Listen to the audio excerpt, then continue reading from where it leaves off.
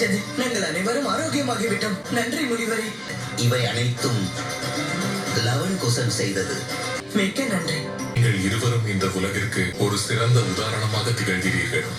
எங்களால் வாயால் தான் உங்களுக்கு நன்றி தெரிவிக்க முடியும். ஏனென்றால் உங்களுக்கு தர எங்களிடம் ஒன்றும் இல்லை. எங்களுக்கு எதுவும் வேண்டாம். அதோடு என்ன கேட்பது அதுவும் எங்களுக்கு தெரியாது. அதனால் இந்த நன்றியே அதிகம். சிறிது நேரத்திற்கு முன்பு நான் ஒரு பொய்யை கூறிவிட்டு வந்தேன். அதை உண்மையாக்கும் நேரம் இப்பொழுது வந்துவிட்டது.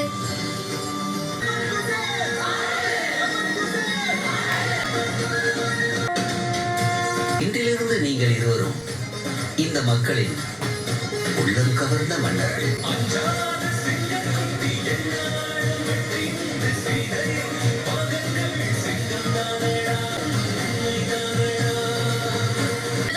மன்னர்கள் ஆகிவிட்டீர்களா? இனி இவர்கள் அனைவரும் உங்களுக்கு மன்னர்களைப் போல மரியாதை தருவார்கள். குதிரையை தடுக்கும் அதிகாரமும் கிடைத்து விட்டது. தாய் சீதை பற்றின விவரங்களை எங்களுக்கு அளிக்க முடியுமா? அவர்களுடைய கதை மற்றும் சரித்திரம் ஏன் உலகில் மறைந்திருக்கிறது? அவர்கள் மறைய வேண்டிய அவசியம் என்ன? அவர்கள் நிரபராதிதானே? யார் கூறியது? ஒரு குற்றவாளிதான் தன்னைத்தானே மறைத்துக் கொள்வானா என்ன? சீதையின் வனவாசமும் ஒரு திரைதான். எனக்கு என்னவோ இந்த முறை விதை முளைப்பதற்கு உதவி தேவை உள்ளதாக தெரிகிறது. அதுதான் இறைவனின் விருப்பம் என்றால் என்ன சொல்வது?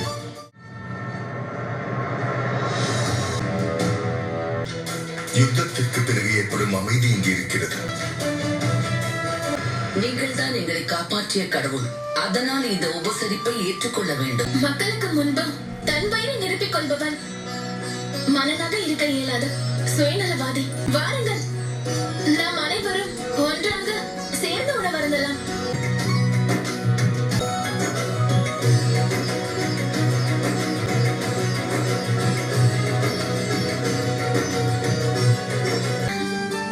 காலையிலிருந்து கடுமையாக உழைத்தோம் அல்லவா? சரி சரி கூறு.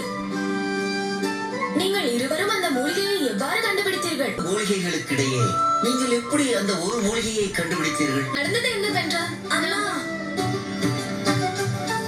வேறு கதையை கூறுவதில் உனக்கு மிகவும் ஆனந்தமாக இருக்கும்.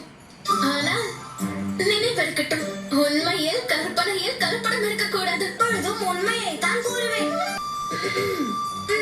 அவள் போன இடத்தில் அந்த மூலிகை மின்னுவதை கண்டோம். எங்கள் மகிழ்ச்சி நொடி பொழுதில் போய்விட்டது. ஏனென்றால் இங்கு உள்ள அனைத்து செடிகளும் மின்னுகிறது. சரி வாருங்கள் அண்ணா, கீழே செல்லலாம். எவ்வளவு சீக்கிரம் தோல்வியை ஒப்புக்கொண்டாயா?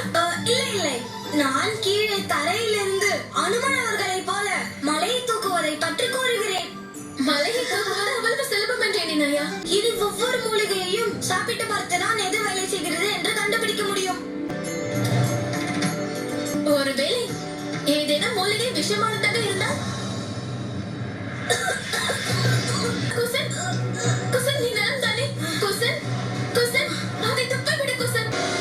குசன் நீங்கள் பயந்து விட்டீர்கள் அல்லவா?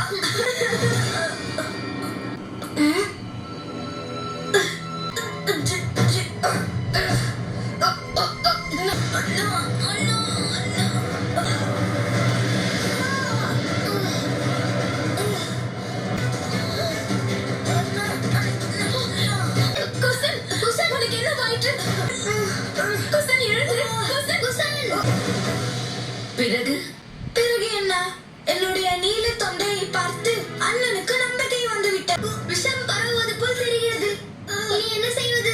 மூலிகையை கண்டுபிடித்து விடுவீர்களா? என்ன குசன், உன் விளையாட்டுத்தனமான வார்த்தைகளில் தான் எனக்கு புது வழி கிடைக்கிறது. நீ இல்லாமல் நான் என்ன செய்வேன்? சமக்கரன், நீ குசனோட இரு, நான் மூலிகையோடு வருகிறேன்.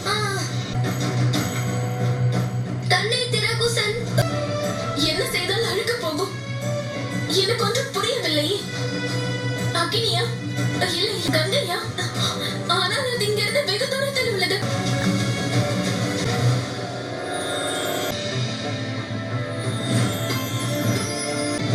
இது பூச நட்சத்திரம்.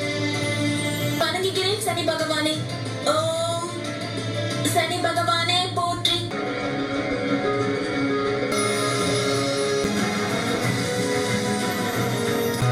ஓம் சனி பகவானே போற்றி.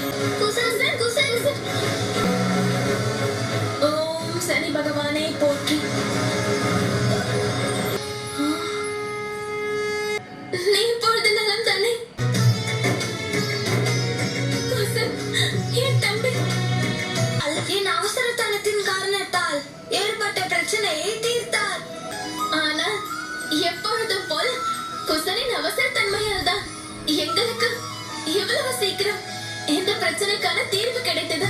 மனம் முழுக்க சுற்றுமிட்டு மீண்டும் இங்கு வந்திருக்கிறேன். எந்த அறிகுறியும் தெரியவில்லையே. இதை யார் வரைந்தது? அதுவும் இந்த மரத்தில் மட்டும்தான் இருக்கிறது. உங்கள் அனைவருக்கும் அதிசயமான ஒன்றை காட்ட வேண்டும். அப்படி என்றால் சீதையம்மா கிடைத்து விட்டார்களா? ஆனால் அவர்களை சென்றடைய வழி கிடைத்து விட்டது. யோசியுங்கள் அண்ணி, யோசியுங்கள். நாம் அந்த மரத்தை சென்றடைய வேண்டும். இல்லை என்றால் நம் உழைப்பை வேறு ஒருவர் எடுத்து சென்று விடுவார். என்ன உணர்வு இது? ஏதோ ஒரு சக்தி அருகில் இருப்பது போல் என்னால் உணர முடிகிறது.